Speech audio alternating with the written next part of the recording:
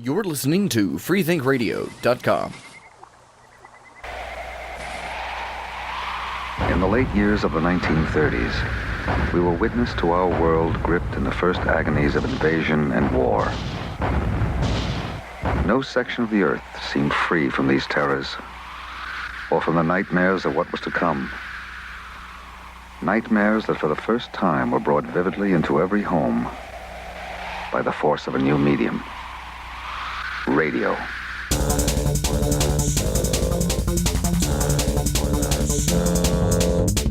Tonight on Time for the Show, Julie finds happiness at the bottom of a mug and a barrel.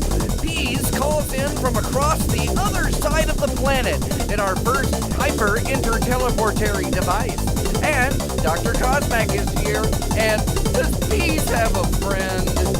Does he? Stand by, time for the show.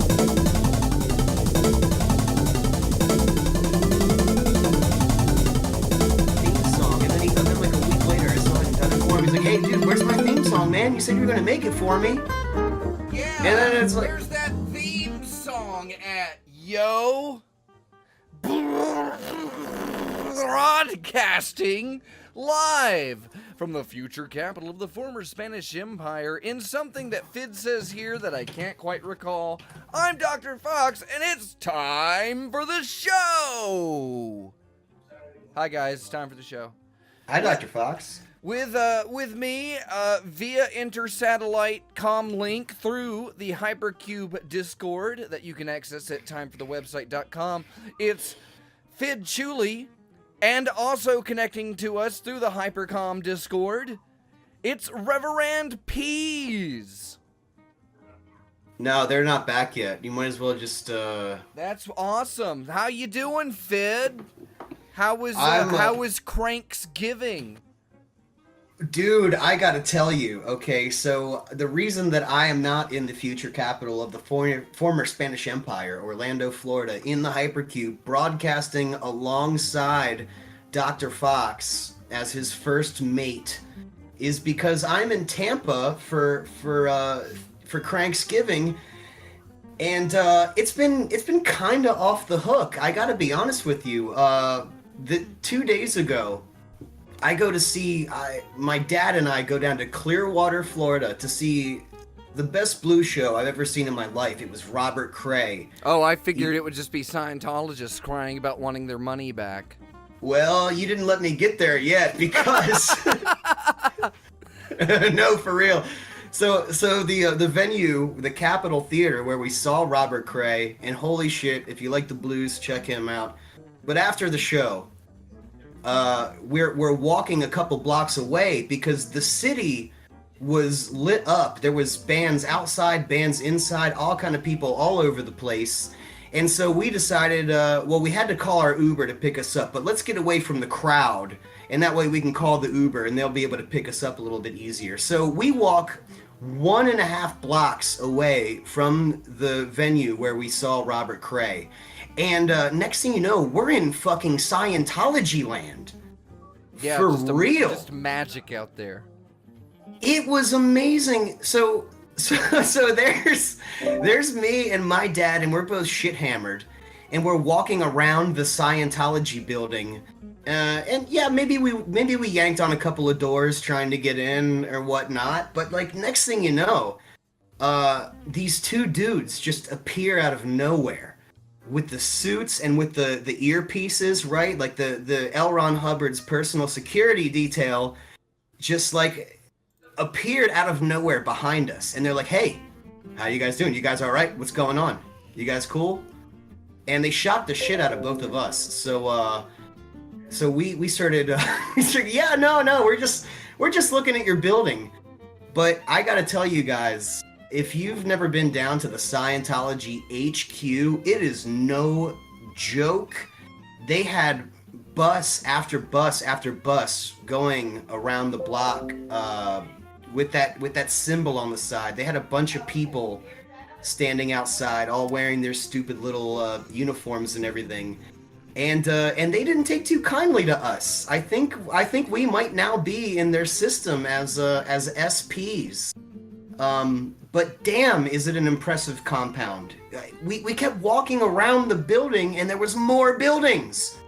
And it was a little intimidating. I gotta be honest, man. Like, it's easy to make fun of them, but like once you get down there and it's fucking real, you know, it's kind of impressive what they got going on. So yeah, we saw the Blue Show. We harassed the Scientologists a little bit, and it was a good night. It was a lot better than Thanksgiving was. Absolutely. That's for sure. There's, yeah, you know, for a holiday that's all about food, Thanksgiving has the worst possible food that you could have for a holiday to celebrate food. It's all brown and gray and like pale green. All Thanksgiving food, by the way, can anybody explain to me why all Thanksgiving food has to be the color of baby shit? So you can tell what it is on the way out. I guess so. I guess they just put it all out there. Well, you know, you have to load in certain areas of it. You got your green food group and your brown food group, but then you eat a bunch of ambrosia salad, which is basically Jell-O and marshmallow fluff mixed with candied fruits, and that will lighten the palate up a little bit and really get some of that seafoam green that we've been looking for. Yeah, isn't it appetizing? It's so appetizing. It's so tasty to think about. I don't know. I had a pretty good homemade Thanksgiving dinner, and so I was very happy with it. But you are correct that there's a definite seasonal palette that applies to it, and you can only use those certain colors because those next colors are reserved for Christmas. And then the next colors are reserved for New Year's, and the next reserved for Black History Month.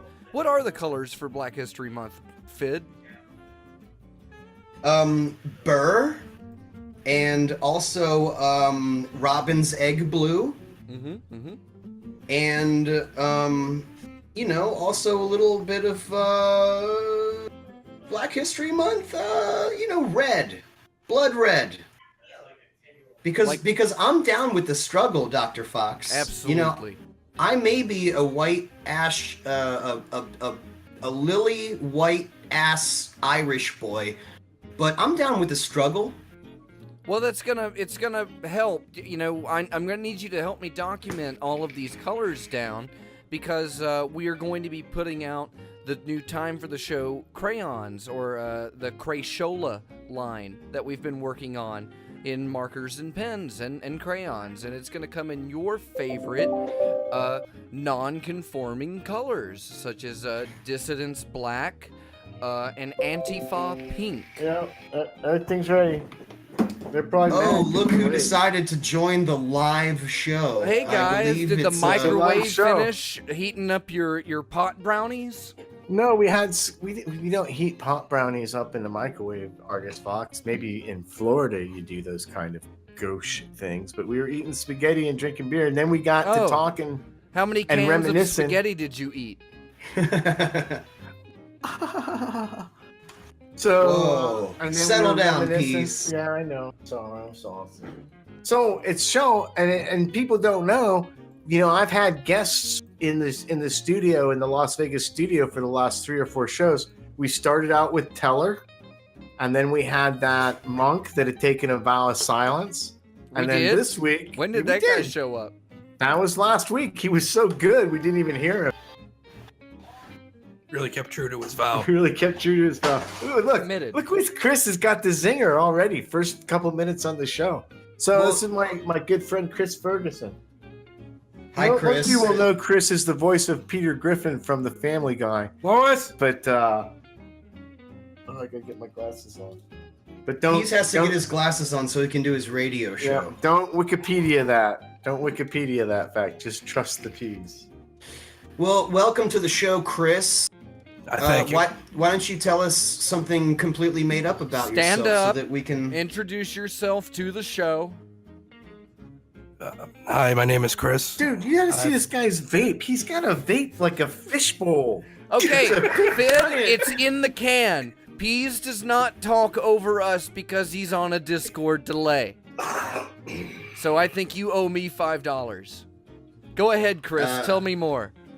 I'll take care of that fine. That's a false fact. I was chairman and CEO of Michelson Enterprises back in Minnesota in the early 70s. And today I enjoy a nice living of eating toucans. Are they in season right now, or what's the market price on toucan meat? Oh, it I thought he was just like a goat, and that was like the quantity that he enjoyed was 2 cans worth. Do you feel like the show's better now that I'm not talking over him, Argus? I'm just curious. It was going pretty great. I was Asking enjoying for a it. friend. Let's ask the audience. Audience, how's the show? If you want to be in the audience, you can join us at our Hypercom Discord at timeforthewebsite.com. We're live. It's a show. And we've got things to do tonight, right? I don't know. Peas, did you get your copy of the schedule, Peas? I decided that I felt like there was hurt feels when I referenced the schedule last week, so I'm gonna say no. Was it referencing the schedule? Is Or that what conforming was? to it. That was the problem.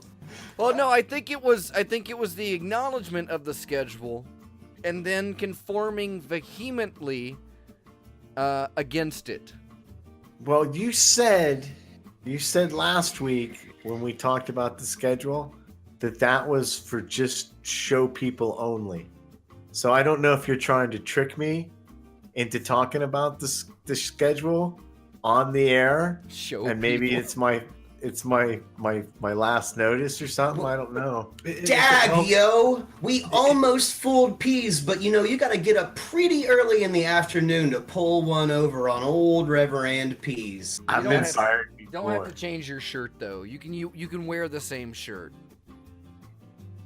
If it helps, I have not received a copy of the schedule as of yet. It does help that you haven't received a copy of the schedule. Trust me, We want it'll you to make be on your everything really toes. funny. No, it's actually a great show. We've got. Is it? Well, I'm looking at the schedule, and we've got the blind eyes and the viewer mails. Those are viewer favorites right there. But we've also got Is It a Band coming up with guest judge Dr. Cosmac, who has not. Cosmax Commandos. Cosmax Commandos. That's right.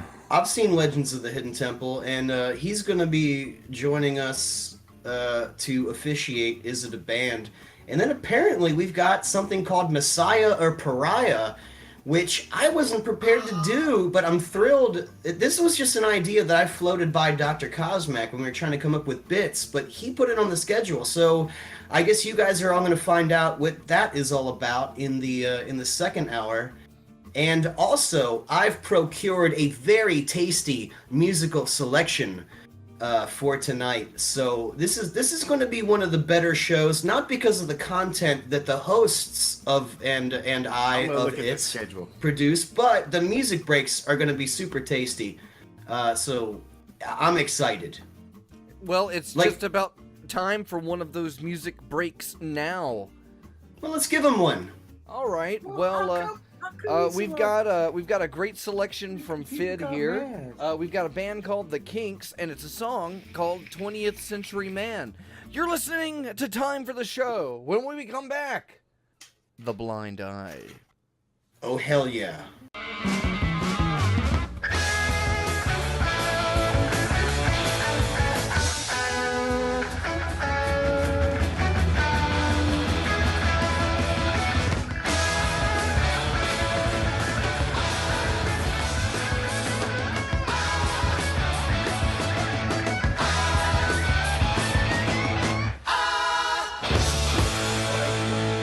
I thought you listened to the show. Listened to it a couple of times, and you would think that somebody listened to it a couple of times would at least know what the blind eye is, because we do it every single show. Wait. Not no. every single show. We don't do it, Peas. I think the last 3 in a row, you didn't have one. Now, let's put things into perspective here, okay? Your show starts at 10 p.m. on the East Coast. Woo! I have 2 children, and I have to get up at 5 a.m. Where do you think my head's at 10 o'clock when the show starts? Well, that's why there's a podcast version, my buddy, of it. Yes, this is true, and I also just Where's your sack of excuses now? up Patreon's ass. He's your friend, Peas. I know it, right? This is No, I don't blame him. I wouldn't listen to the show either. Yeah, who would? I listen to every show. Yeah. You have to. You have to. How else are you going to judge yourself? Oh, Keep himself? that inner monologue about going. that. Oh man, what episode has Peas listened to that he didn't think that he was like at the top of his game? Because he always is. He's a good boy. We haven't done one yet. He's a good, handsome boy. Well, Peas, we're back on the show, and it sounds like you were doling out the harshness. So why don't you go ahead and explain to your friend and the viewers at home about the blind eye, and let's get that stack rolling. So, like, we pick somebody, and we're like, okay, if like ISIS or the Republican Army, Irish Republican Army blew these people up, we'd be like, all right, dude, that's cool. Yeah, that's pretty much it. That's Yeah, it, in a Give a can. blind eye to it. We're not going to give you any shit about your game. For 1 week, So, until the next for show. 1 week.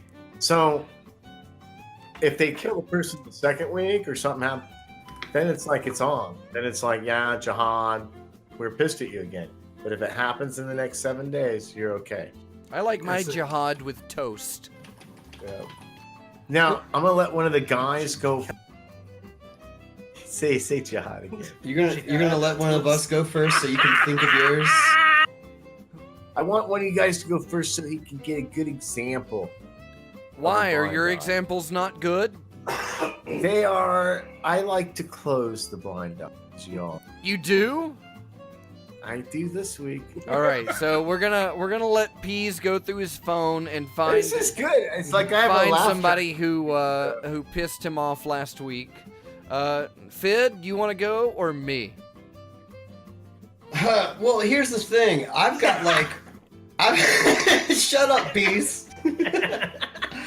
I've got a lot of blind eyes, but you know, I don't think any of them are going to be up to Peas' standard.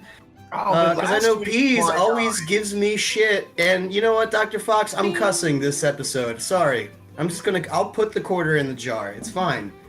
But Fid's Peas been likes to drinking. gives me shit every time I do a blind eye. He's like, oh, that wasn't that good. And now I have like dozens of examples of terrible blind eyes. But you know, to me, these are important. Like, I don't like mayonnaise. I'm not a fan of mayonnaise, and that's fine. That's fine, you know. But the problem is that when I explain to people that I don't like mayonnaise, they always come back with the same thing time after time. I've noticed a trend here. They always want to tell me, oh, what's not like about mayonnaise? It's just vinegar and egg whites. And It's oil too. Well, He's it's mostly doing- oil. It's he's mostly doing oil. His blind eye right now. It's Crisco with like a dash of egg whites, and like if a hummingbird drank a bunch of vinegar and then queefed that vinegar onto a bowl of egg whites. That's how much vinegar is in there. It's oil. It's just all oil. It tastes like shit. Actually use a whole egg though, Fid. I don't know who told you egg whites. That's some hippie thing. They use a whole egg. That's how Gordon Ramsay makes his fish sticks. Well, all I'm saying is that I'm gonna Good resurrect blind eye. John Mayonnaise from the grave so that ISIS can fly a commercial airplane up his ass. And I will Is not that do really the anything. guy's name? That Well, it was Jonathan Mayonnaise, but is you it know. really? I think that was Is the it- Christian name, yes. In That what was his year of given our name. Lord was he born? 1492. I Thank think you, had Chris. mayonnaise Thank before you. that. Chris is on top tonight. Man, Chris is irking for a spot on time for the show. Ah, really good, really good.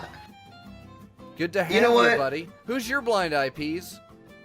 Well, Over my here. blind We're eyes- over here, Peas.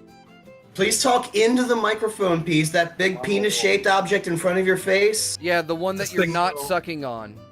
So, my blind eye is complicated. I never would have guessed. So, A lot of people don't know, but I had somebody give me a sweet van. It already has free puppies written on the side, so there's not much work to do to it, except it doesn't run. And so I said, yeah, I'll take that van, park it in front of my house. And so he did. And then I got home from work on Monday. This is during the Thanksgiving break. There's this $75 ticket on it. And it's only been there one day. It was in my friend's neighborhood for 4 fucking years on the street. And they didn't say shit. But in my neighborhood, one day, and I'm sure it's because one of my neighbors, my wonderful neighbors, who are probably upset with the postal trucks driving up and down the street to deliver priority mail boxes to my front step. You saw the boxes as you came in, right? I saw those, yes. How are the boxes, Chris? They were piled high and looked to appear to be well fed. Great. Wonderful. So my blind eye goes to the ticket giver, the nameless ticket given person who put a ticket on my sweet, sweet van with free puppies on the side of it, written on the side of it. The first day it was there. Like, why can't... Well, what why did you you gotta get a be ticket like for? that? Parking a non-registered vehicle on the street. And abduction of a minor. Ah. That is all washed away. That was a terrible misunderstanding.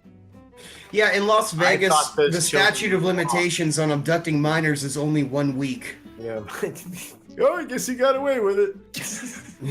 Florida's a great place. Yeah, more power to you, Peace. You got away with it. Is that your... All right. Well, who's your blind eye, Fid? My blind eye is the convention of tipping. I never understand, like, I know if I'm at a bar or at a restaurant, yeah, I'm supposed to tip. But then there's other cases where it's like a gray area. I went down to this coffee shop. All I wanted was a black cold brew coffee. All that the bitch did was grab the jug out of the refrigerator and pour it into my cup. And then when I didn't put $1 in the tip jar, she kind of gave me a dirty look. But it's like, dude, you just poured coffee out of a jug into a cup. You didn't do anything to it. You didn't even put ice in it because I said I didn't want ice. But meanwhile, I'm supposed to sort of subsidize your salary because you went through the terrible ordeal of having to pour liquid into a cup. Chris, just so you know, a lot of Fid's blind eyes revolve around his interactions with food service people. He had a problem with a sandwich one time. What did the And, sandwich do? don't? Where did the sandwich touch sandwich? you? It was like something you normally wouldn't buy. It was like a breakfast burrito, but with, I don't know, just some weird fit, like, oh no, it was a blueberry bagel or something. He got something. He's not happy with it. And you can tell the other blind eye he did before artists fooled him into doing the second one was about mayonnaise. And now there's this one with the... This week just on pouring Time over for the coffee. Show. So, just so you know, His a lot of historical he doesn't context is like- everything. He doesn't like, but he has a lot of food-orientated adventures. Peas, So- if I have to tell you to talk in your microphone one more time, I'm gonna cut your dog's feet off and kick him down a hill. Hey. Please The dog talk did into your nothing to you, microphone. sir. The dog did nothing to you, sir. It's all a matter of well, until we get his kids' addresses, we can't cut their feet off. So who's What's your blind eye, Chris? No, what's your blind eye artist? Well, excuse me, we have a guest. Being I feel polite so here. welcome. All right, I have 3. Having listened to you, I have 3. Wow. Calm down. Wow. All right, and they're pretty lame. That's okay. Just giving you He's the heads had up. one. All right, the first is Nutella. Keeping on with the food theme. Yeah. The inventors of this crappy spread that my daughter will eat nothing but on her sandwich. That is the hair to the trust fund. What's your beef with Nutella? It tastes like crap, and it's full of palm oil. And it tastes like crap, and it's full of palm oil. Palm oil, isn't that like a dishwasher detergent? I believe it is. No, I it's what tried you use washing to my dishes with it. masturbate It didn't come. my second one It's is palm oil. came up this week, and I went on a half hour as a result of it. I took a plane for 6 hours to come out here, and my specific beef is with the watchers, not the creator, but the watchers of Keeping Up with the Kardashians. Yeah. This woman next to me Oh, that's a spent good show. 6 watching nothing but that stupid show, and at every single commercial break had to turn to her neighbor, and by turning to her neighbor, knock my preferred entertainment of excellence, Doctor Who. I know, guys. Just let it pass. Okay. I had to talk to her neighbor about what she just saw. So I got Keeping Up with the Kardashians just out of my right eye. That I just Well, are annoying. you not up on the Kardashian banter? Were you not able to carry on the Kardashian conversation? I was a little lost. During the break, I'll get you up. And all she did was yell, and I mean, she's sitting as close as you and I are, Frank, right now, and she has to That's yell gonna so help the loud. radio. 44. Right? Code 44, everybody. She was 6 inches away. All right, my last one is the Massachusetts Bay Transportation Authority. Wow. It's about time somebody called them out. You know, if it weren't for the MBTA, the illustrious MBTA, we would have commuting on 93 would be a breeze because people would elect to take public transportation into Boston, but they don't because the MBTA is frequently late. The MBTA is frequently broken down, and as of last 2 weeks ago, the MBTA now apparently likes to catch on fire. So I have a beef with the MBTA, a curse on their house. I wish them nothing but the worst. And everyone in front of me on 93 can go. Please go pound sand. And what's Well your- done, Wow. sir. Wow. Well done. What's your next blind? Welcome to the show. Gosh dang it. Beginner's luck. Beginner's luck. Wow. Who's your blind eye, Googled all of Peas? those right before he did them. What do you got this week, Peas? I did my blind eye already. What was it? Prove it. It was pretty good. I didn't catch It was it. It was ticket givers in Las Vegas City. Now, that person doesn't have to remain anonymous. Remember, It's there's a badge number in the upper left-hand corner. Yeah, but I feel like I don't Go want to ahead, specify. Peas, throw it out. We already got your address on every episode. No. Go ahead and dox a cop. Because I feel strongly that that's making it too specific and too. Yeah, it's not as funny. So just in general, It's all ticket any givers. of those, It's all or of just them. just one, Or just one. It could be. or just one. That's a Any pretty of good those, I will consider a victory for this week. Peas, if you don't talk in your microphone, I'm gonna stab you to death with a seagull. I'm gonna grab a seagull by the throat Hey, and the stab you to seagull death did with nothing his to you, beak. sir. The seagull did nothing. He was in the wrong place He at the knows wrong he knows time, the- that seagull. He knows Yeah, the he was rule of three. he was in Las Vegas. Bad place for a seagull. Artist Fox, you need to do yours now. Yeah, Yeah, I got one, and then we got a song that we're gonna jump into.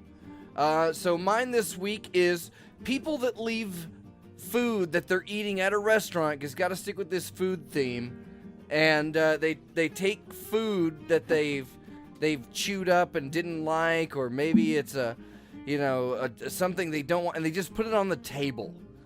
And you walk by and you just see people taking things off their plate, like slices of tomatoes and things like that, and just dropping it on the table.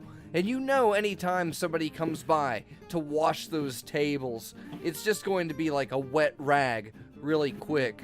So over time, you're just eating on top of a pile of just invisible seagull poop, mainly from tomatoes. So are you saying when you go out to restaurants, you don't normally get... I'm sorry, you cut out there. Are you saying that you don't normally get plates with your food when you go to a restaurant? Well, when I get a plate, yeah, my food comes on the plate, and even if I don't like what's on it, if I'm going to move it aside, take something off of a sandwich, or scrape something off the top of something else, I keep it on the plate. Oh, I put those in my pocket. That's a snack for later. Right.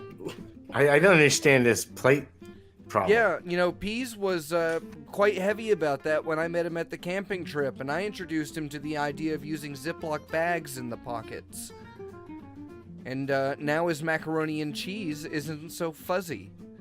You're listening to Time for the Show. We'll be right back after this song. He's going to do a break. 20th Century Man by the Kinks. In regular radio, he'd like go 3 fingers. Wait, what song is it really? Because I picked these songs out. So, what is it? What is it? The first song that we played was by Rick Yon, called from the I guess an album. Oh, maybe that's the user. Crack the Sky. The song was Surf City.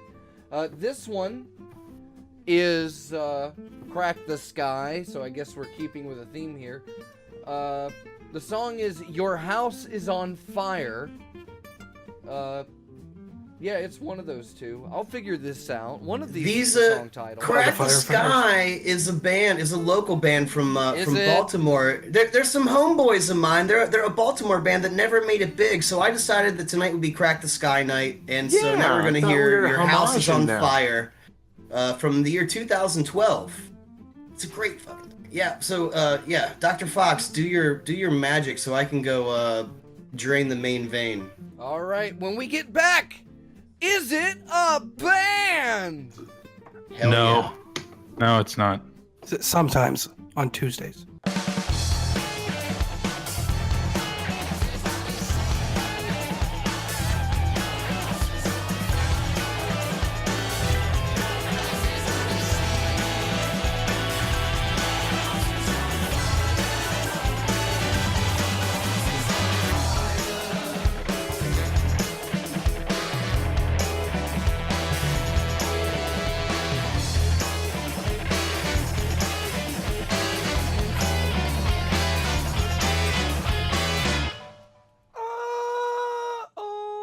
Let's listen in.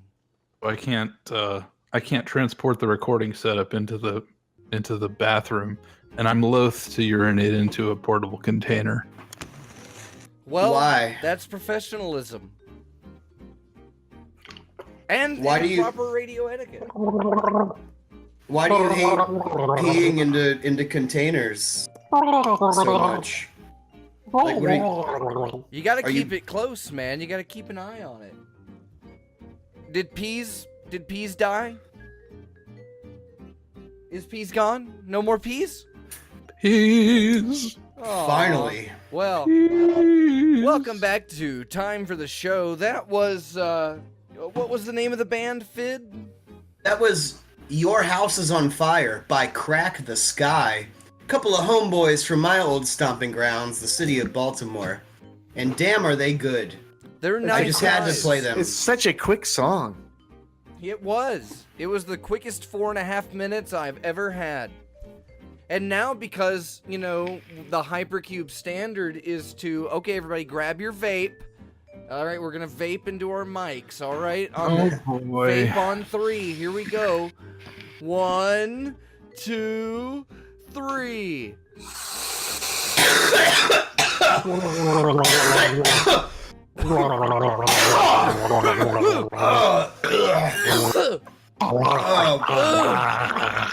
All right. That is my life. I thought I was muted, but I wasn't. Oh, Peas. You know, we're behind schedule because we're supposed to start Is It a Band about 15 minutes ago, and it boggles my mind that a show that has no content can get behind schedule, but somehow we manage to do it. Every week. It must be the fabulous guest host you have. Yeah, stop tying us up. Why is Scallopod in the forum posting Peas memes and not judging the contest as it right as the official sanctioned judge? Why are we getting Cosmax Commandos to be the judge when I think in the past his partiality has been called into question by one of the I members of the take team. exception to that allegation, Peas. I'm not saying it was Especially me coming that from you. alligated it. I didn't say I alligated it. You What's your sicken me. beef with Cosmac, Peas? Nothing. Come on, He's man. so- He's my bro, dude. He's so handsome. I love him. And I'm really excited for his list because Cosmac himself came up with this list. This is my favorite part of the show. Yeah. It's the game where our guest judge comes up with a bunch of theoretical, hypothetical band names and then presents them to us, and then we have to guess if it is or is not indeed, in reality, a band. Dr. Cosmac has already done all the research, and he is going to quite so. Yes, start the truly. game off right and now. I would like to, just for a moment, make a couple of quick points. First, in order to meet the time requirements of the new schedule, there is now a first to three rule in the Is It a Band game, such that the first player to reach 3 points wins by default and the game ends. And your second point would be?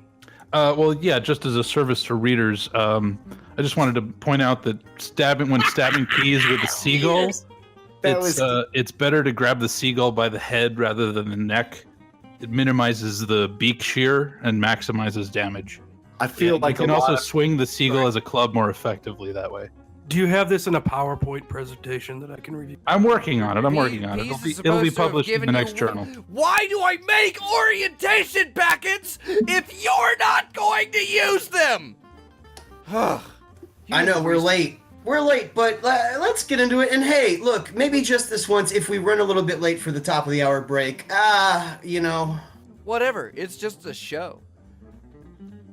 All right, well, without further ado, how many shows have we done?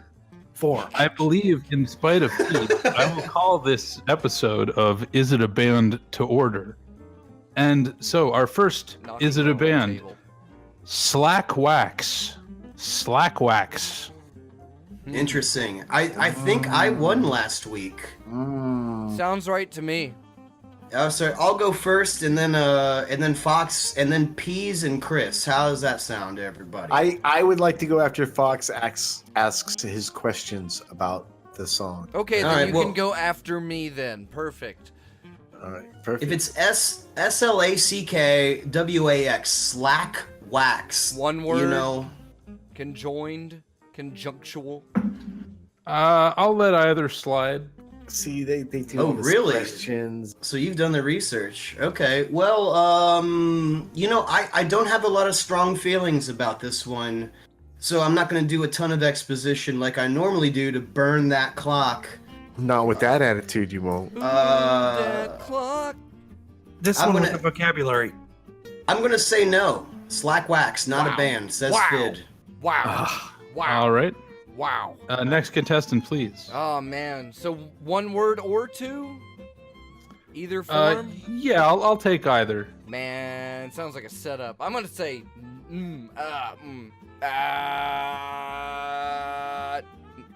no. That is a smooth jazz quartet. I've made a note of with your at answer here. least 2 albums to their credit that they sell in the gift shop on your way out of the Hyatt Regency. Yes, but is it a band piece? It is a band. It definitely is a band. How could Okay, it I've not noted be your a answer. band? And special Reverend guest Chris. star Reverend Chris. Oh, Chris I'm- is not a believer. Slackwax, is it a band, sir? I'm going with yes, just because, assuming that it's 2 separate words, I'm going with yes. All right, very well. I can now reveal with your answers locked in. Let the record show if it is one word strung together, Chris will lose this contest. Excellent. Very well. I can now reveal that Slackwax is in fact a band. I figured. How many albums? How many albums? Many. Many. More than one. at What the is very their least. genre? What is their genre? I don't know, but you can listen to some if you're playing along at home through the magic of Discord. Well, don't tell him to listen to a song while the show's happening. That's, Or can't you guys put it on in the studio? I can. These guys are pretty good. Are we doing that, or are we not doing that in the interest of time? Yeah, we'll play them later. Very good, very Well, good. it Well, took- moving right along, to the next Is It a Band? So that means Peas and Chris both get 1 point, Boom. and the next Is It a Band? This is rigged. Scrofulous Taint. is the Wow. name is the hypothetical band name. Well, Peas and Chris, you're in the lead, so No laughing on the radio, Chris. Scrofulous taint. So I'm gonna say it should be a band, but it's not marketable because of the taint. So I'm gonna say it's not a band. Oh, I'm going with yes because it's absolutely marketable to anyone from old school punk rock era in New York City. Yes. All right, Fid and Fox, your answers, please. so that's All a right. no and a yes. Wow. What are we gonna do? We're gonna fight later. All right, what do you think, Fid? Now, here is scrofulous. Is that actually a currently existing adjective that It is a word meaning suffering. It's a medical term meaning suffering from swollen glands. Wow. And your taint, so it's like you have a swollen gland on your Right, the taint, of course, being the region adjacent to and including the nether perineum. region. Yes. Yes. It's called the nether region. But yeah, the taint. That's where I start measuring my penis from. Correct. You know, just to get a couple of extra. Get that okay. 4 inches. So 2 more if you start at the butthole. I'm gonna scrofulous taint. It's Damn, technically the taint Scrofulous taint. That's really good, but the kind of band that would name themselves Scrofulous Taint would not be familiar with the adjective scrofulous. So I'm gonna say, See, well, this- I'm gonna this say is no. tough Like, competition. He thinks it out. It's tough competition, Chris. All right, It's not Fid gonna be says a- it is not a band. All right. Fox, your answer, please. You gotta Man. go with your gut. Go with your gut, my friend. I'm going with the taint. I'm saying yes. It's a band. Excellent. Yes. I'm going All with right, the well, I taint. can reveal that, as a matter of fact, I made it up. It is not a band. Scrofulous taint is not There a band. you go. Peas Wow. is 2 for 2 this show. All right. Therefore, Fid now has 1 point, tied with Chris, and Peas has 2, leaving There's a Fox drum in third set in the place with studio. We're starting this band now. Aw, 0 Chris, I trusted points. you. No, that was your fault. That was absolutely your fault. I had nothing All to do right, with it. moving right along. wait. Peas and Chris both have 2. No, No, Peas has no. 2, Chris has 1, and Fid, you also have 1 point. Fox is I Damn. have what's called a commanding lead. It's 1 well, point you're ahead. 1 point ahead. Yeah, And I am Commandos! I don't know. I don't know if that's technically a commanding lead, but it is a lead. You only need 1 more point to win, so there's that. Well, if I could our move us loyal, along, perhaps. our to the loyal. next- I just gotta update the viewers that those who are participating in the show live in the Discord, Fenord is 2 for 2. Oh, very good, very good. So She's really Fenord good at this maybe game. maybe the audience winner this time around. She yes? was wrong once last week. I think that was it. Nord's Well, the it's best. always fun for you to play along at home. And she And- woke up just in time to play the game because she sets her alarm. Is it? And Next so it's good. band. We're only All right, playing to thank you, 3, Dr. so Fox. this could be the last one. Could This be. could be the last one if Peas gets it correct. Will If Pease be. plays his cards right, this could be his game. Indeed. I don't so, like without that. further ado, the next band. Wait. Whis- There's cards. Excuse me, Peas. The next band, Whiskey Sharts. That's Whiskey not anywhere near Sharts. as funny.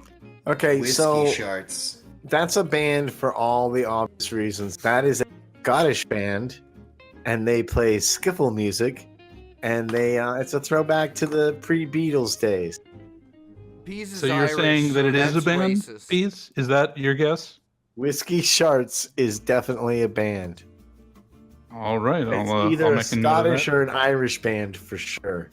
Next contestant, please. I Fid, guess, Fox, Chris. That'd be Chris. I'm gonna go with. This one's hard. I'm gonna go with yes. I'm gonna go with yes. Whiskey Sharts. Okay. See, people don't realize how hard this game is until they actually play it, and like once there's there's stakes at stake. There are stakes at stake here, and you think a little bit differently. when your answers really matter. Now, Whiskey Indeed. Sharts, here's the deal. Your answers really matter in Is It a Band? There are stakes at stake. Us heavy drinkers. There are.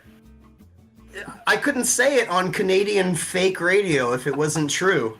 I feel like people need to know the backstory to Fid's day. Is that Fid's dad is sleeping right now because Fid and Dad started having beers when Fid was telling me they were going to have beers. It was like 11:30 my time. And No, that was he's a maniac. And by the way, he said to me 30 tonight. years ago.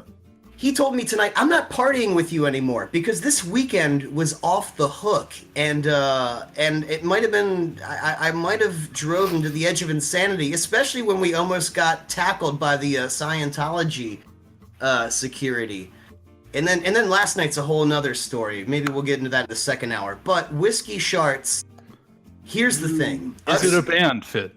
us professional drinkers know that there is nothing worse than the day after shits, after a long night of drinking. You know, those beer shits, those whiskey shits, but the Whiskey Sharts, that's another level. Man, maybe if it was beer shits, I'd say yes, but Whiskey Sharts, Sharts makes it marketable. I'm going to go no. I say no. You say it's not a band. Okay, Dr. Fox, your answer? It's a band. There you go. All right. It's so I over. can reveal I failed. that all of you got it except for Fid, meaning that Peas has won I said yes. for the first time ever in the history of time for the show. Oh, that can't be accurate. It's absolutely accurate. I make no errors. Again, Anyway. He's a computer. But yeah, Whiskey Sharts, real band. Actually, also, I believe, from the former Spanish Empire. Nice guys. WhiskeySharts.com, ladies and gentlemen. Whiskey Sharks and their hit song I Love Marijuana. Yeah, their hit song I Love Marijuana. That's okay. That's completely, literally, that is Whiskey Sharts' official video for I Love Marijuana. I think we'll have to. I don't know, Fid. I might have to interrupt your next song and throw it to the next one. No, first of all, not only do I approve of that, but I want to ask Cosmac. Did you know that was a band ahead of time, or did you make that up and look it up like most of the Is It a Band? I actually thought of it, and it turned out to be a band. Yeah. Okay, well, it is, our clitori are up against the glass because we're coming up to the top of the hour. So, well, why don't we congratulations play- to Peas with first no, place. don't congratulate Peas. let's have some Don't congratulate Peas. He cheated. No, did he? Yeah, I'm in the Chris studio. were sending signals. No. I've been sitting here in the You studio. think they were teaming quiet up? as a mouse, and all I've been doing is ignoring my phone. Yeah, I've been trying to look at my off phone, of each other, but I can't. It wasn't polite. I can't even see the chat. Oh. Okay, so What a great host you are, Peas. don't forget during this break we're going to restart. Oh, yeah, it is the top of the hour, and we're all cutting out. So now we have to do that thing where we're going to play I Love Marijuana by Whiskey Sharts, and in the meantime, the rest of us are going to reboot our systems because we're all starting to cut out. And then after that, we've got your viewer mails and your voicemails. Then we're going to play a new thing called Messiah or Pariah. I'm anxious to see how that goes. And then we're going to finish out the hour by... I guess I'm going to decide what kind of bird I'm going to kill Peas with next. Next. Yeah. Time for the show. You're all winners in my book. Stay tuned. More to come. You're listening to freethinkradio.com. Freethink Radio.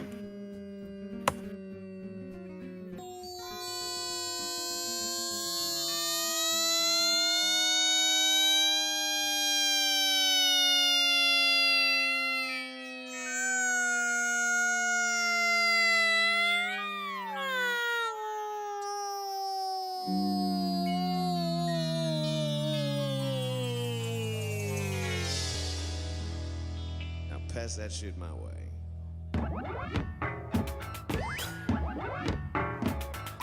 You're listening to Time for the Show, a production of Hypercube Laboratory. Find out more about us. Subscribe to the show on iTunes or Google Play at timeforthewebsite.com. You can send us emails at timefortheemail@gmail.com. You can stalk us on Facebook, facebook.com/timefortheshow. And why don't you send us some nudes in those DMs on Twitter at timeforthetweet. You can also send us physical copies of those nudes at Hypercube, P.O. Box 4304, Winter Park, Florida 32793. This is a product in conjunction with freethinkradio.com. All right, here we go. Opening the gates back up. All right, what do we got? We are back live, checking in here. This is Hypercom Command reaching out to SATCOM, Las Vegas, Utah, and waiting for a response from Uncle Fid Chuli. He's not here yet. While we he's coming. Oh, there's Peas. Hello, Peas. I'm glad you made it back in. You sound very good. There we go. Just adjust a little bit over to the right there. Set your attenuator to 327 megahertz. All right. Great. While how's that? Is that better? It's a little more. All right, hold on.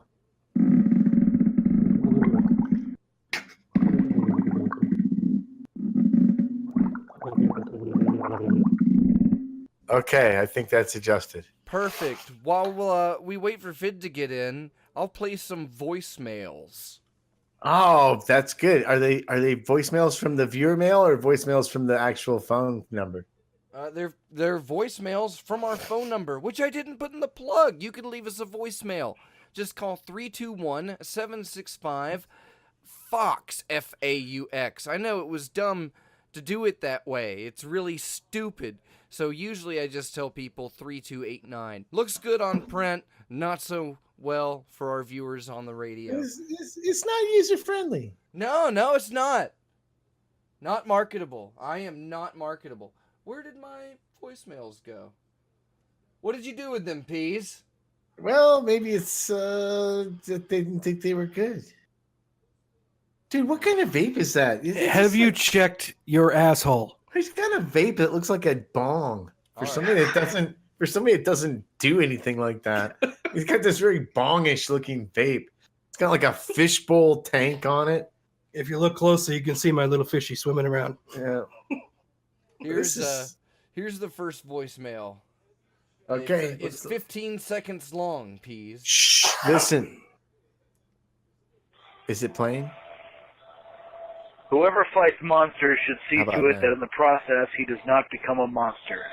And if you gaze long enough into the abyss will gaze back into you. You still using an old Google Okay, phone and like that's it's a, 1927? No, it's my phone. Okay. Oh, okay. And Well now we have another one. This one's about a minute long, Peas. Okay? Oh, did you play one? I played Oh, one, you're telling me how long they are because I can't hear them in the Discord channel. Yeah, you have to be. You can only hear them streaming live. But if you want to hear this, Peas, just tune in to freethinkradio.com like everybody else is. I'm banned. And it's okay. I'll give you admin. Here we go.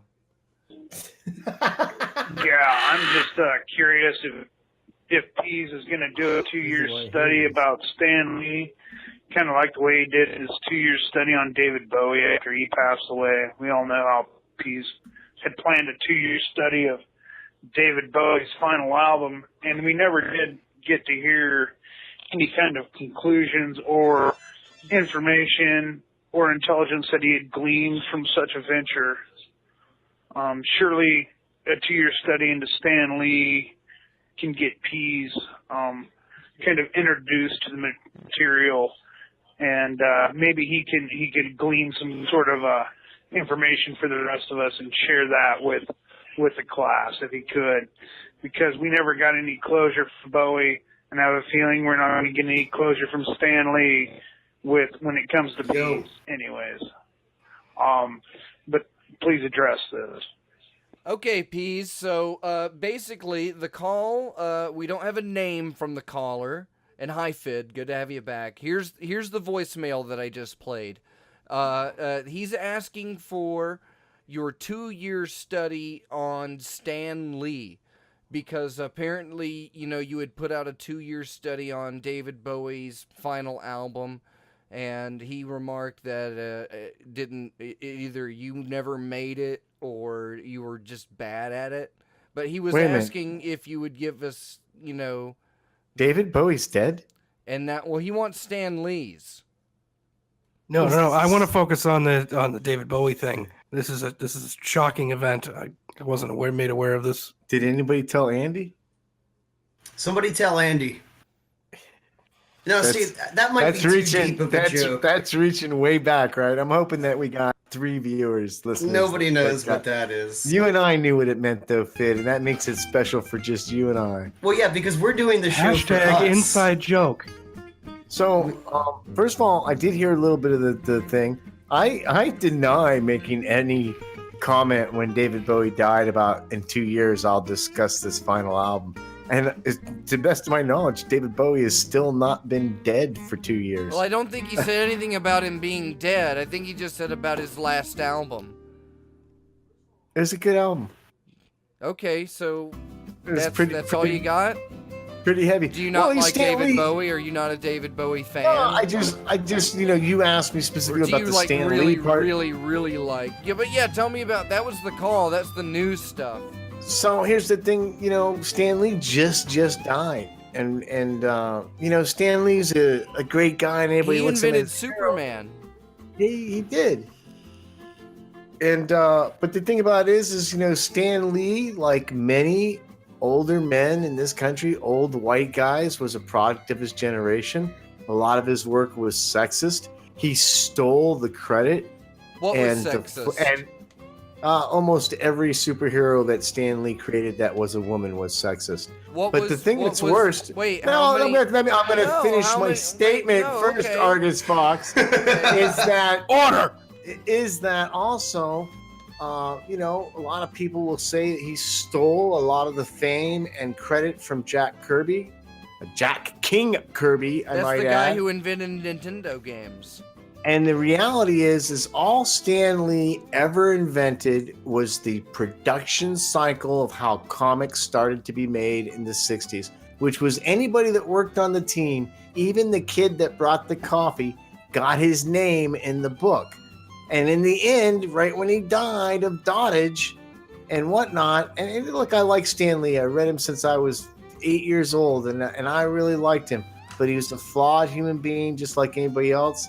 I think that in 2 years' time, you will have more people speak out, although many people have spoke out about Steve Kirby and, I'm saying the name, it doesn't matter. The other two guys who actually did the drawing and the lettering and wrote the stories, Stan was he was the Pease of Marvel Comics, okay?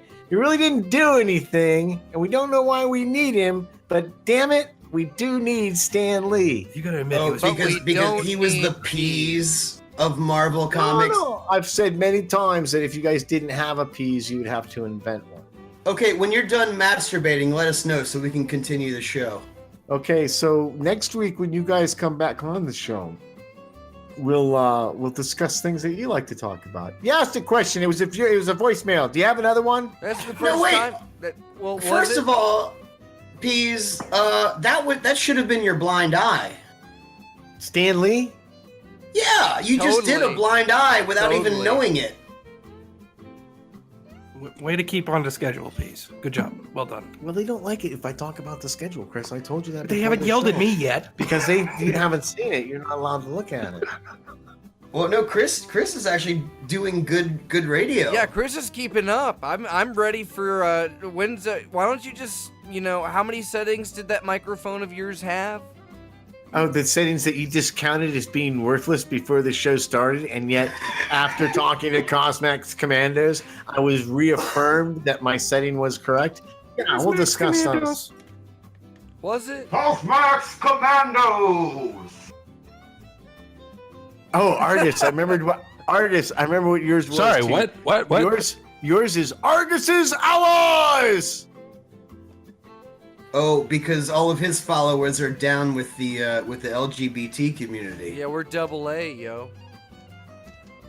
I don't know what that means, kids. That's It's a kind of battery. That's I give you one and you give me one, and then you have Oh. double. It's double A. Communism. It's sharing, Peas. Anybody got a viewer mail? I have a Did we viewer do mail. We did it's a- voicemails. We did You should voicemails. do. Yeah, so we got no time for viewer mail. No, because What are you talking about? It's the viewer mail segment, isn't it? Reverend Chris, your friend, Peas. Chris is not a believer. He's not a reverend. Okay. I've refused in the past to give to any kind of organization which preaches any form of deity. He did almost become Oh a well, Mason. you can go with hypercubism. We're just a philosophy. Yeah, we don't worship a deity. We Are worship you like organized? Not at all. Have you heard Not the show? Yeah, not at all. I You'll be fine. I heard something about a schedule. Well, it's my understanding that you, Chris, are a viewer of Time for the Show, and so I figured now that we're doing the viewer means mail listener. segment, we can That just means have listener. we could just have Chris ask Peas a question live on the show, and that would technically count as viewer mail. Okay, we're gonna So do. take we're it away, excited to do Chris. that. All right, here you go. Speaking to the microphone, If you could be a llama, would you be? like a Dalai Lama or just a regular llama? A regular. Oh, Peas Peas was already a always llama. with the questions. God. Go ahead, Peas. I'm sorry. Who's your blind eye? Well, I think that being a llama would be awesome because you get to chew a lot of grass and you hang out in the fields meditating. And I guess every now and then a South American guy rides your back. Conflating the two but- types of llama. So, yeah, I would be a llama if I could be one. Okay, Well- so speaking as a llama, as Okay. a follow-up question, speaking Okay. as a llama, Yeah. how do you feel about this whole romaine lettuce problem? Om potty. Ah!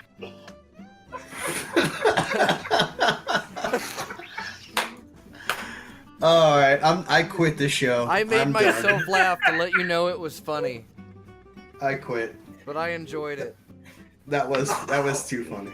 Welcome to the show. All right, who's your viewer mail, Fid? Well, okay, my viewer mail comes from a person who wishes to remain anonymous. But what they want to know is they say, "Dear Time for the Show, you guys are super woke.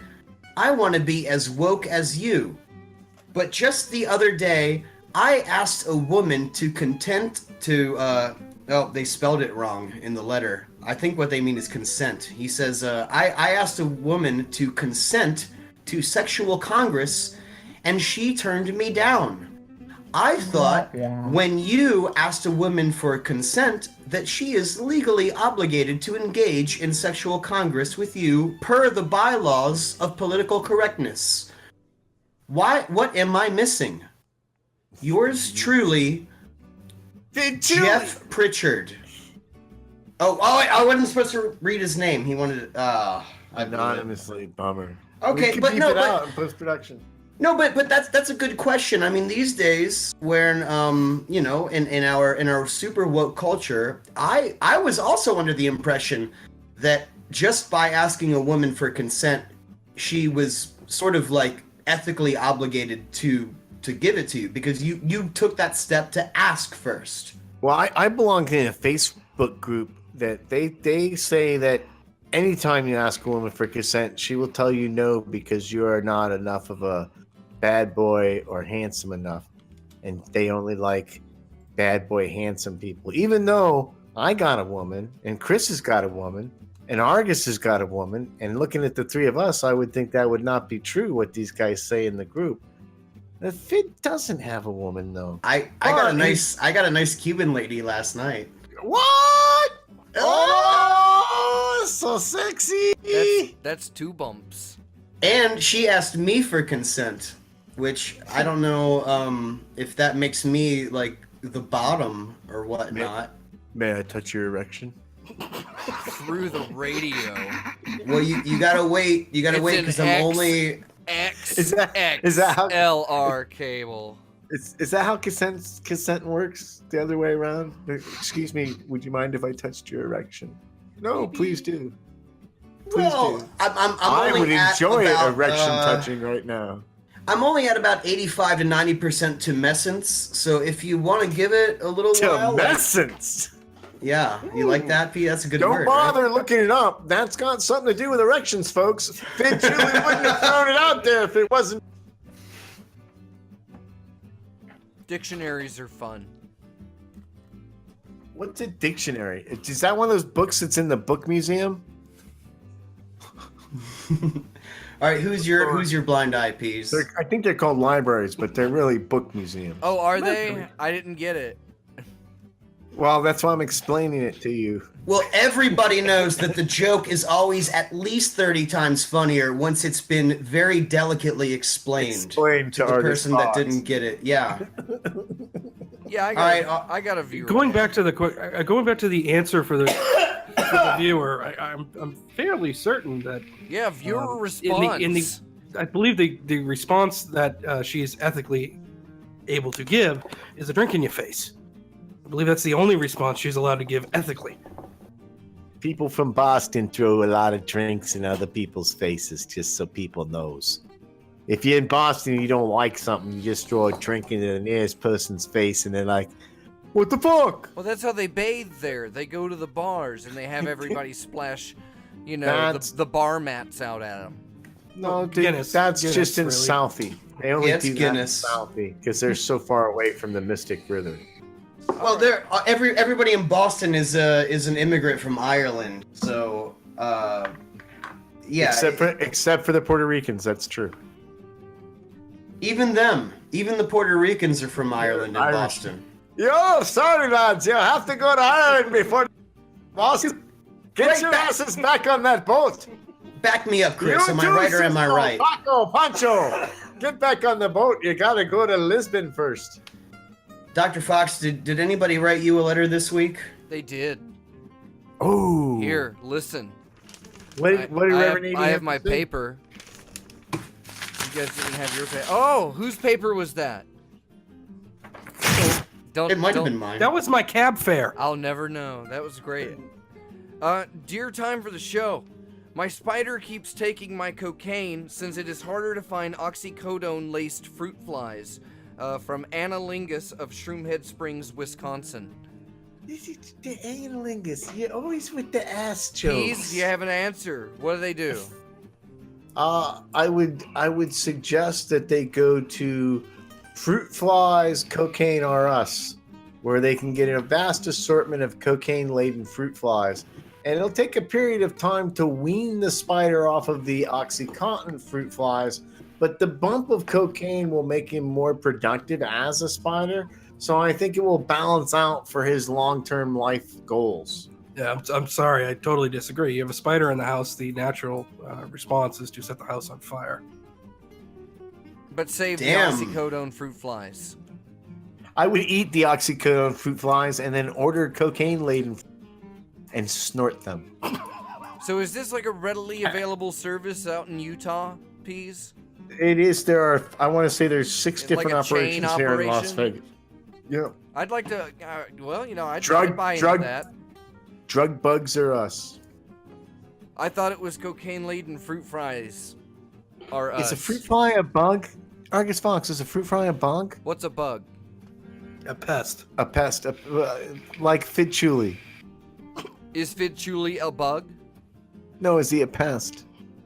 I don't know. You tell me. You said No, I've asked you said you- a pest like this is Fidchuli. why- Is Fidchuli this is a why- pest? This is why you're not a good interviewee. when we try and do that interview because you're so evasive. You're very inquisitive and you ask a lot of questions, but when the questions are I really posed don't. I kind to of just sit you, here and laugh. That's my part of the show. I didn't hear any guffaws or laughs whatsoever. Well, whose fault is that, Peas? Well, I guess you're suppressing them. Now I'm laughing. Are you? Did you know that every day United States Americans throw away enough unused coffee filters to soak up all of Pease's unfunniness? Did you know that? There's too much of it. That was hurtful. Yeah, that was kind of hurt. Yeah, that was harsh. He's my fucking friend. I actually travel the country to go visit with them a couple times a year. You should just come to my house and drink beers. Yeah, something. I've been thinking my whole life. Yeah, but then everybody wouldn't hear how mean we are to Peas. And where would the fun in that be? I'm okay with that. Yeah, I mean, subscribe to the podcast, man. Well, I've been trying, but Patreon won't send me my verification link. You're very. It seems like there's a technical difficulty. I'll look into that. Oh, this is why we're not making noise. I didn't do the Patreon bumps, but it's the top of the month, so we're going through that list. We can give them shout-outs before we go to the next song break. Let's do it. So I'm just gonna open up my other window here so I can see the tiers that everyone's in, because I don't have that set up because I'm a just look in the dunk ass. Just look on the side of the Discord channel. They're all right there. That's what you told me. Well, if they're in there. Yeah. But starting off at our coveted oxtail and vodka level, it is Dr. Cosmac and Henry Hastuer. They are longtime supporters of the show. You can be too. Coming in on our next level, which is, where are these guys at? Oh yes, our potassium level members. These folks donated $9.11 in our Jihadi special, and that's Reverend Couchsloth, Apostasy X Fenord, and Reverend Collar 23. At our $5 tier, that's the AstroTurf level and includes a weekly shout-out. You also get one unit, Hazel of the Windmills. At our $4 rehydrated scab level, it's Scabmaster Scalpod. And then, at our coveted 3-ply level, now twice as thick as before, it's good old Reverend 80. And then on our $2 latex level, we have the wonderful and awesome Cat Feather. And, of course, our $1 algae level subscriber, Reverend Jitney Fricure. And you can get shout-outs and goofy stuff and Discord perks and apparently a broken link, but I will get you that link, bro. And but you can subscribe at timeforthewebsite.com.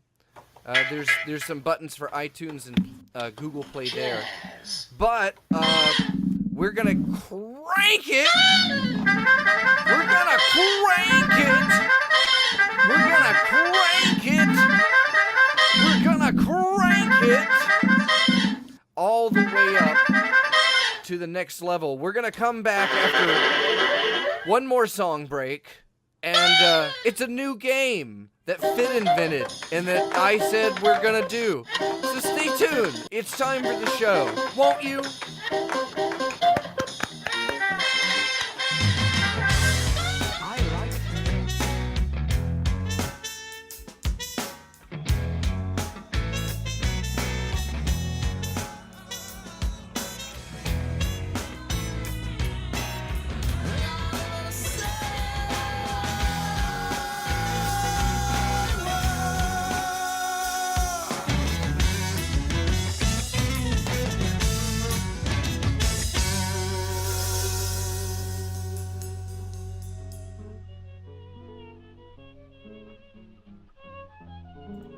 Show.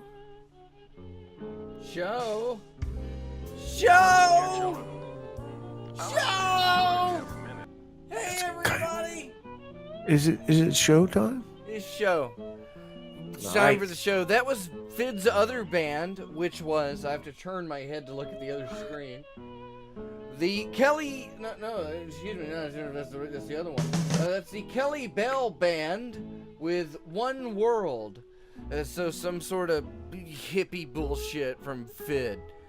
It's time for the show. All right, Peas.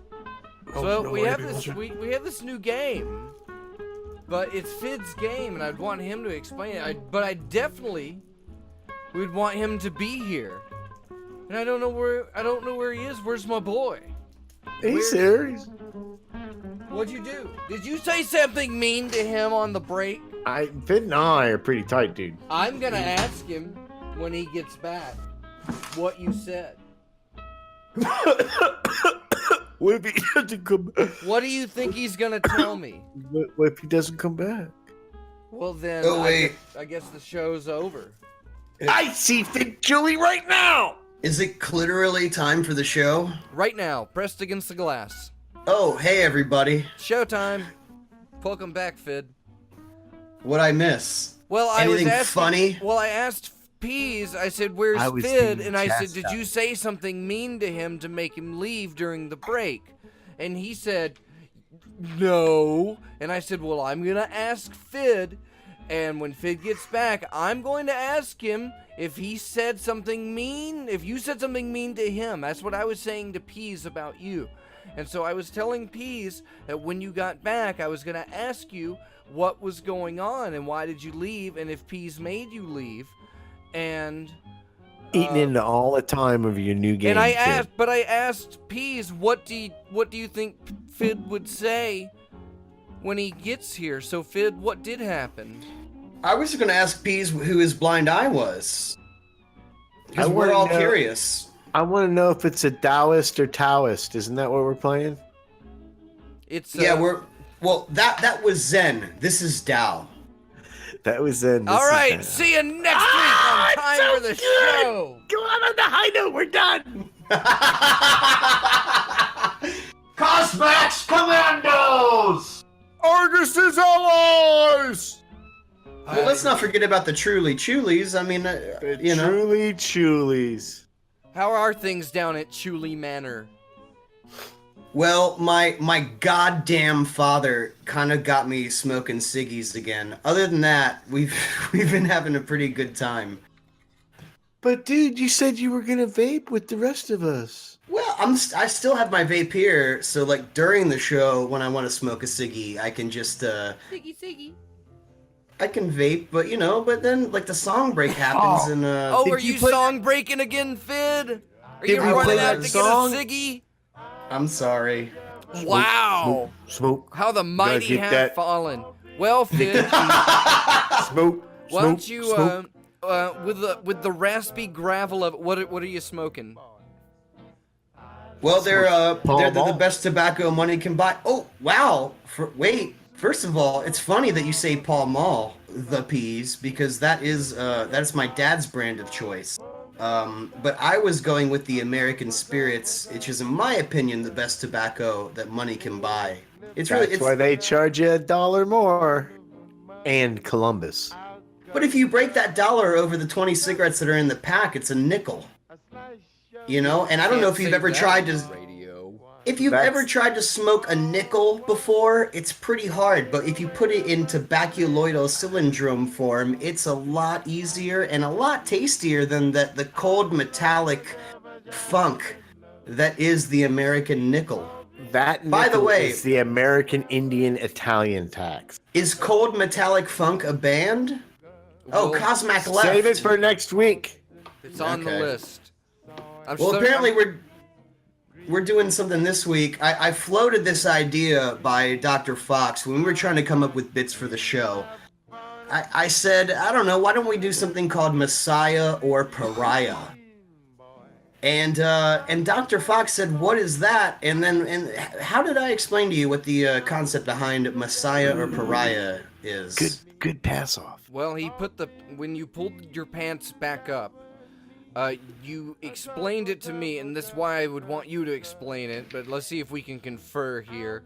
We had a subject, a person, or I dude think it or would be dudette. mainly a dude or a dudette, and then we would kind of pass back and forth whether they were a messiah or a pariah, but I don't really remember too many of the qualifiers. But did you have an example or one that you ran by me? Can you use it in a sentence? Well, Dr. Fox, since you were the one that put it on the schedule, I was kind of hoping that you would have a couple examples lined up for us. I did have one. Oh. So I wanted to see what we had, but I had Chuck E. Cheese. Oh. Oh. I would like to clarify. I want to Okay, well, hold on before you interject. I gotta clarify this Chuck E. Cheese. It is not the building or location. It is not the franchise corporation. It's the character. But it's the physical being within the confines of the Chuck E. Cheese Child Casino. All hail Chuck. Here's the thing. Hail Chuck! It's all up for Chuck. I did not know what this game was going to be about until you said, as the example, Chuck E. Cheese. Well, then yeah, that's why I thought of it. It came into a crystal clear focus for me to where I knew immediately the intent and purpose of this game. So let's play the game. Tell you what, why don't you put your anus where your mouth is, and you tell us, Reverend MPs, is Chuck E. Cheese a messiah or a pariah? Too easy, my friends. He's a pariah. He'll be out of business soon and be shuffling his pizzas in the park next to a van that says free puppies on it. All right, why is he a pariah, though? Well, first of all, he's a rodent. I don't trust rodents. Okay. Rodents right off the bat, they've got, I'm not seeing any miracles. I did see a rodent take a big piece of pizza one time in New York that somebody had, videotaped. I don't know that I'd call that a miracle, though. I think that's just an industrious rat. So I'm going to say the same thing with Chuck E. Cheese. I think it's funny that my example, though, does involve another rodent with a cheese-bearing food product. Pizza in this case. But I'm going to say no, he's the devil himself. Wait, pariah. who is that? Who's the... Oh, wait, no, Chuck E. Cheese is the pizza rat? He's both. Okay, what was the other rat? Chuck E. Cheese is a pariah. My answer to the question on the game is pariah. All right, Dr. Fox, is Chuck E. Cheese a messiah or a pariah? I'm asking you. Well, you know, when I was a kid, I didn't really ever go to Chuck E. Cheese a lot. But when I did, it was always a great time for, even as a kid, for people watching. And just watching the dumb, crazy, stupid crap that these kids would do. And Chuck E. Cheese would come out, and he was, you know, he would go up for like the high five, and like a kid would just stand there and stare at him. And then just kind of back away. It's a giant fucking rat. And what then else was you supposed to do? The kid's terrified. I saw one kid come up and he pulled, like Chucky was wearing like these sweatpants. There's like a tracksuit for like their new youth cult that they were starting. Giant rodents in a restaurant with children wearing sweatpants. Yeah. And going up and giving them high fives. This kid pulls on the elastic band and starts taking balls from the ball pit and putting them in Chucky's pants. And you know, it seems like a crime. He's starting to mass up what looks like a massive bulge of rat turds in Chucky's pants in the back. So when you look at it, that Chucky comes out, and it's, you know, I imagine that somebody that is, shall we say, friends with Chucky is probably somebody in like probably a creepy fetishistic BDSM lifestyle. And they just want to go out and have a bunch of kids just kick the crap out of them. Or it might be somebody that's, you know, really does want to go out and give your kid a high five. He's wearing sweatpants. And he's in sweatpants. Oh, and I think he's Italian. But sweatpants old men and children. That's a bad combination. You don't. That's like. Peas, that's every picture I've ever seen of you. I'm uncomfortable with this word picture that we've painted. But anyway, you guys both said pariah, and now I want to know. I didn't say. So which is it, Messiah or pariah? I would have to kind of short-derper saving. The creepazoid that is the pizza rat entity is a Messiah. Okay, very interesting. Dr. Fox says Chuck E. Cheese Messiah. P says Chuck E. Cheese Pariah. I couldn't be more excited to know what our guest, non-Reverend Chris, thinks. Yeah, thank you for the Dr. subtitle. Et. Have you had their pizza?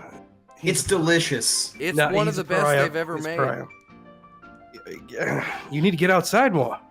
Put the microphone down. they're not from Boston. They don't know what good pie is. They're from Florida. You ask any New Yorker, they're gonna say Boston don't know. These are the kind of people that put pizza sauce on an English muffin, throw some mozzarella cheese in it, throw it in the toaster oven, say, "This is delicious." What's wrong with that? Okay, Everything is wrong with that. Even having a toaster oven that you can do that with is wrong. Look, I'm a fat man, and everything that just came out of Pete's the mouth. Italian leprechaun. I finally have my Stanley. Say it's in begonia. I guess Dang. how you do. Save it for the show, Dr. Fox. Ugh. So non-Reverend Chris says Chuck E. Cheese is pariah. Strictly on the pizza. Which is he? Now that we've all answered, Just based on I didn't answer yet, Bees. Yeah, slow your horses the fuck down a minute, would ya? Hey, I'm on the edge of my seat here. Is there going to be a definitive answer? You can't say horse on the radio, Dr. Fox. I think that the premise of the show or the bit is kind of flawed because there's no payoff. It's all rhetorical. No, there's a payoff. Here after you hear my explanation as to why Chuck E. Cheese is a pariah. Kid, may I touch your erection? Not yet. I'm only at 92% tumescence, Peas. Okay. I just wanted the consent. I wanted to get the consent. I know you're excited, and so is the rest of the attendees at my local Chuck E. Cheese kids, to touch my erection. Remember, kids, no means no. Okay, so here's the deal. I was at a Chuck E. Cheese. The last time I was at a Chuck E. Cheese. Well, to be fair, I was younger. I'm 33 years old now, and back then I was only like 27, 28. So it was when I was younger. Jesus. That's when they killed Jesus. Oh, don't think I'm not acutely aware of that piece. This is my year to explode. But the question is, combustion aside, is Chuck E. Cheese a messiah or a pariah? And I can tell you objectively that Chuck E. Chesmeister is indeed a pariah, because the last time I was at a Chuck E. Cheese, I took a shit in the ball pit, and Chuck E. himself did not come over to help rectify the situation. And no pun intended with rectify, by the way. But no, this is a true story. So I'm about like 10 years old, right? And You're telling me that Charles Ethan Cheese would not come help you with your problem? Dude, I was there, man. Let me tell you. Listen to this problem, Peas. I forgot. So there I am. There I am. About 10. Shitting in a ball pit. He's 32 years. This is yesterday. He said 27. No, he said 10. Because I'm thinking like, oh, this could be something that happened to Fid yesterday.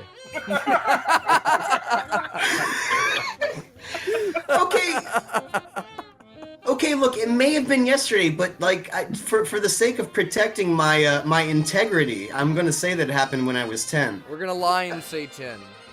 It's actually a true story. I'm about Shit 10. In your pants I'm about. at Chuck E. Cheese. No, I didn't shit my pants. That's the whole point. There I am, 10 years old. I'm sitting in the ball pit. I buried myself up to my head in the ball pit. There's a bunch of other kids. They're all throwing balls around. Everybody's having a good time. It's Chester E. Chesmeister Central. Good times, right? But there I am buried in the ball pit. I have to take a dump. And I say to myself, you know what? I'm buried up to my head in plastic balls. I bet if I just took my pants off right now and took a dump, and then so disturbed. Nobody would know who it was. It would be the most anonymous shit that was ever taken. Okay? And again, this is a true story. I'm not proud of it. But you know, for the show, I'm gonna put it out there. Thank God for that. So here's what happens. So I take the shit. You shat. I mean, everybody knows what happened. You shat in the ball pit. Move the story along. I know, but the aftermath of what happens when you take a dump in the ball pit. Oh, but you would be stunned to realize how quickly human feces spreads itself out in a ball pit full of 8-year-olds that are constantly throwing the balls around because they're circulating the balls. So it spreads a lot quicker than you think. You know what I mean? It's like, and there I am. I'm like patient zero. I'm shitter zero.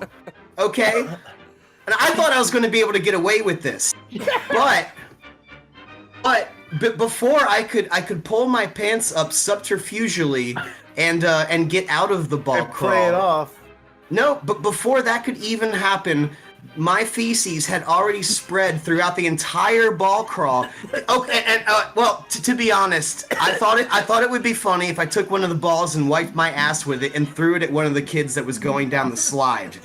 He leaves out so many details of this story. Well, only because you keep stopping him, Peas. He didn't tell you that. Oh, it wasn't like a quick little, I'm gonna poop this one out. Yeah, he shit. was telling the story. Thanksgiving That's how Day, it works. 25-minute fucking Is shit. that what happens? Is he tells you one part of it, and then he tells you the next part of it. And that's how stories work. He wasn't gonna say it was a 25-minute Thanksgiving Day shit. No, I gotta tell you, and if you don't believe me, then you go take a shit in a ball crawl yourself, and you will see that all you gotta Challenge do. accepted. All you gotta do is get into a Chuck E. Cheese ball crawl, take a shit, and wipe it underneath the surface level, underneath sea level, with a ball, and then throw it at some kid. Because by the way, look, I didn't plan on throwing my feces covered ball at anybody, but there was a kid going down the slide, and something said to me, you know what, Fid? I bet you could hit that kid with your shit covered ball if you tried. Pick this up a notch. And I said, you know what? You're probably right. So there I am, buried up to my head. I've just taken a dump. My pants are down. Nobody knows because I'm just a head sticking out of this ball crawl. I wipe my ass with the ball. I throw it at the kid coming out the slide. I'm ashamed to say that I missed him. But because all the kids are constantly throwing and circulating the balls around, within a matter of seconds, the entire ball crawl was completely irrigated with my feces. And the parents of these kids were running over to the ball crawl like it was on fucking fire to dig their kids out. Dude, right? It was Fid Chuli shit. I mean, what do you expect?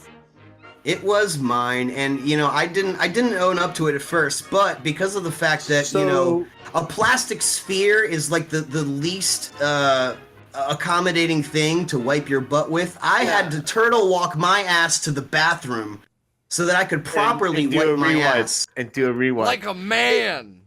Hey, that's just correct. Off the subject, real quick. Like hey, an 8-year-old man. Real quick, Chris. I know we talked about me going to your kid's birthday party on Saturday. I'm gonna pass on that, if you don't mind. I think I'm gonna too. Hey, so we were gonna go to Chuck E. Cheese and have a great time with the kids, but there's too much a chance Fid Chuli will be there. Oh, come on, those days are behind me now. or one of his millions of children. All days are behind you. But the point is, did you get caught? Did you get caught? Did they eventually?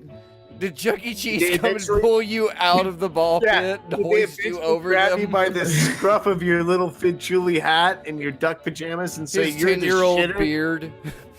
well,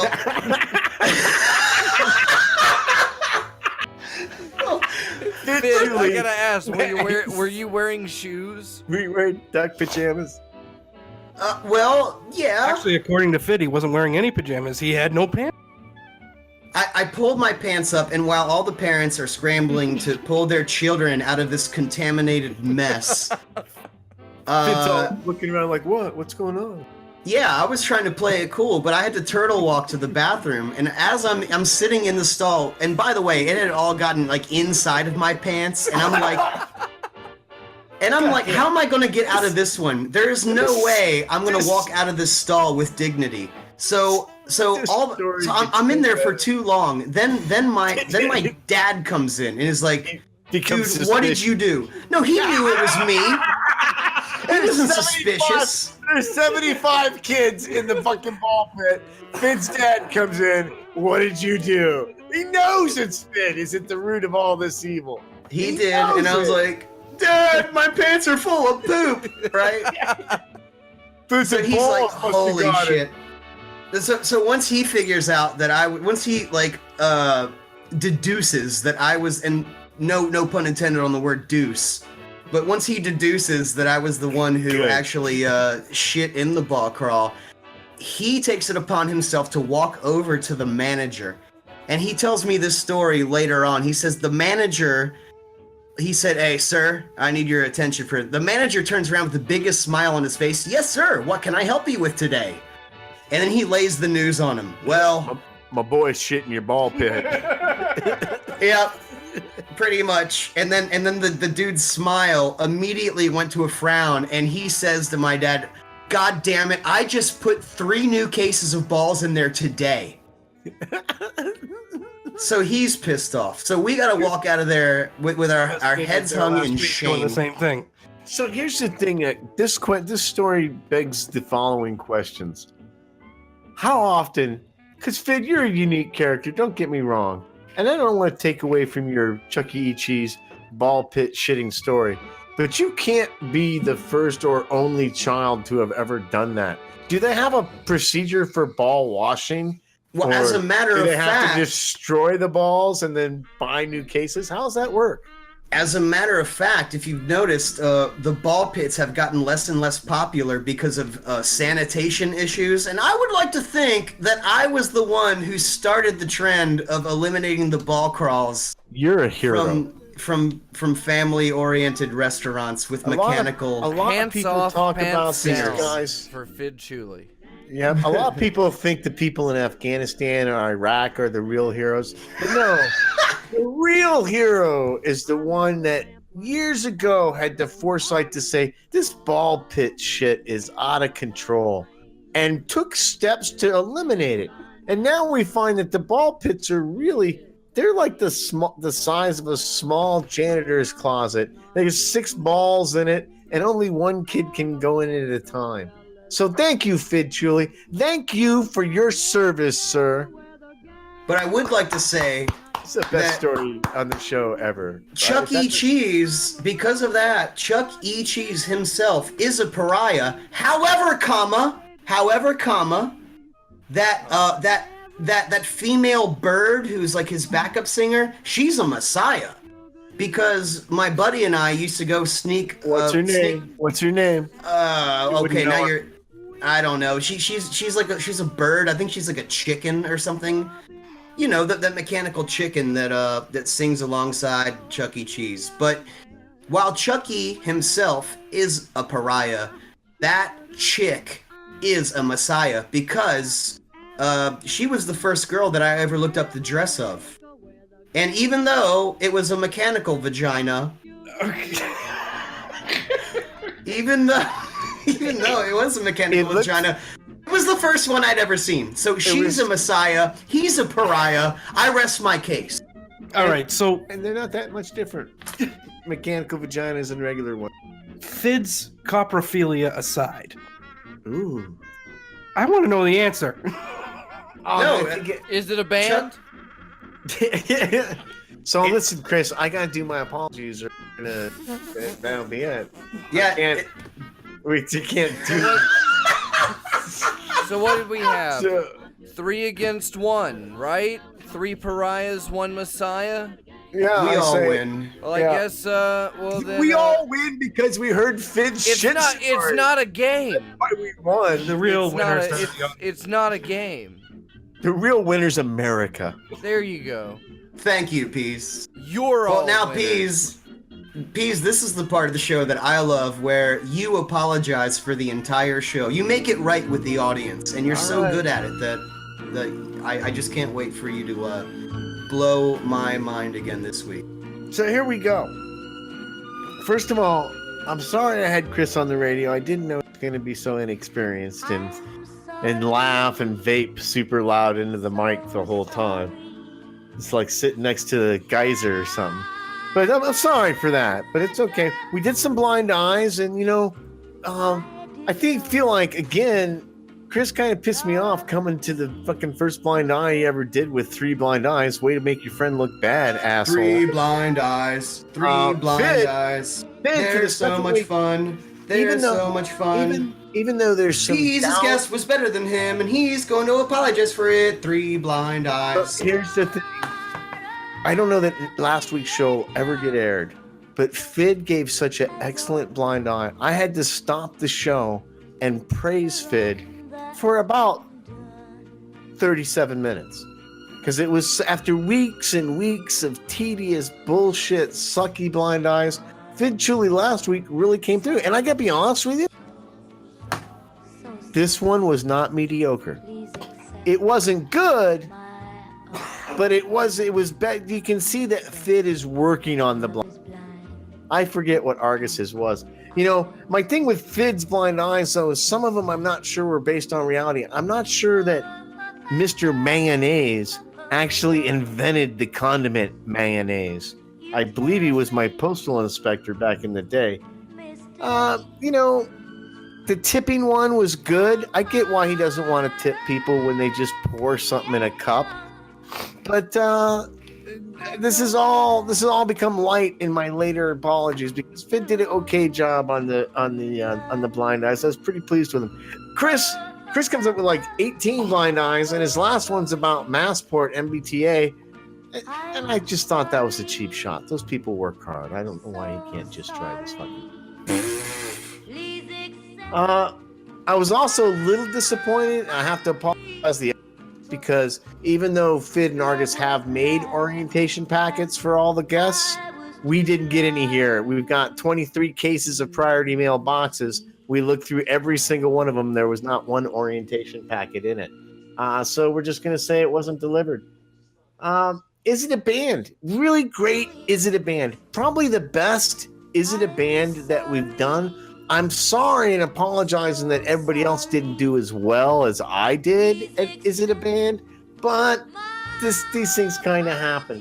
The voicemails. We really didn't do viewer mail, but we kind of did, but they were weak compared to the voicemails. I heard that the voicemails were super, super awesome, but because I'm in the Discord channel, I couldn't hear them, so I apologize for that. I got asked a really good question in the viewer mail about llamas. And I feel that I should apologize to all the farm animals everywhere for imposing their religion on them. Maybe they're not Buddhists.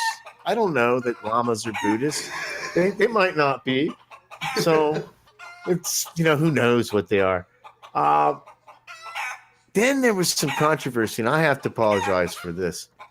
People accused me of being mean to Fid. And anybody who knows Fid and I and our epic taint measuring episodes knows that we always ask each other for consent before we touch each other's erections, and we would never say mean things to each other. And the show ended, and I can't even apologize this because if we stopped doing show today and never did another show, we would probably never recapture the magic of Fid Chuli's story about shitting in a Chuck E. Cheese ball pit and the ensuing hijinks and shenanigans that came up from it. And then it's almost, I feel we missed an opportunity, and this is what I'm going to apologize for, because Fid's dad's actually there with Fid. We could have had Fid's dad on the air describing his view of the shit. And did he ever take Fid to a Chuck E. Cheese after that? Was that something that Fid always wanted to do? And his dad be like, nah, we're not doing the Chuck E. Cheese again. It's Happy Meals and Ronald McDonald for your ass. So we'll never know. And I apologize for not knowing. I think it was a good show, kids. Cosmac of Cosmac's Commandos was here. He's got a side group of Argus's allies ready to at a moment's notice to attack our blind eyes. The guys who do the blind eyes. Ooh, that was a good one. And so that's it for Peas, and I apologize for it's time for the show.com. That means that I'm done. You know, Peas, I accept your apologies. On behalf of all of our loyal listeners, I accept your apologies. And if it wasn't for the fact that you made it right with all of our viewers, they wouldn't show up every week as they do, which is so it's touching. Man, they've brought me to 99% tumescence based on the fact that they show up and they join us in the Discord every week to do the show along with us. And by the way, the memes have been flowing strong tonight. Are you sure you don't want me to touch your erection? May I touch your erection? Well, save it for after the show, please. I mean, come on. I want to make sure there's consent is given. Consent is given, and I apologize. Now, is that on an ongoing basis, or just for is there a time period? Because sometimes they say when you give consent, it could be for that period of time, but that means if you show up the next day, then that you got to start the consent thing all over again. It's not like you can just start touching stuff. Peas, you have standing consent. All right, excellent. So, kids, what did we learn about consent? Absolutely nothing. That was the worst cover of a war song ever. Actually, I'd like to thank not Reverend Chris for joining us tonight. Yeah, thanks well for being done, on buddy. the show. Thank you for having me. I hope never to come back. He did way better. He did way better than Teller. I don't know. Yeah, he actually said something. But Teller was pretty funny, though. He was. He'll come back.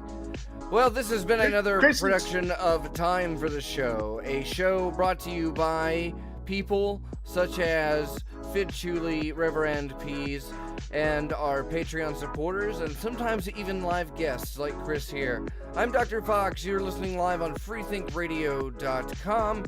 Subscribe to the podcast at timeforthewebsite.com. We'll see Don't you forget our next new week. sponsor. Don't forget our new Who's sponsor. our new sponsor, Peas? Ball washers are us. Hey, it seemed like a good idea at the time, okay? There's the episode title for this week's show. It seemed like a good show at the time. I feel like there could be a whole business model. You could make it go into McDonald's and Chuck E. Cheese and say, hey, who does your ball washing? Hey, I was thinking about coming into your playground. Hey, you got any dirty Ronald, balls in there? Ronald, who does your ball washing for your ball? Yeah, hey, that's nice balls. Same as something happened to them. Yeah, how long them balls have been going unwashed? Look, you looks like you got a pier in there right now.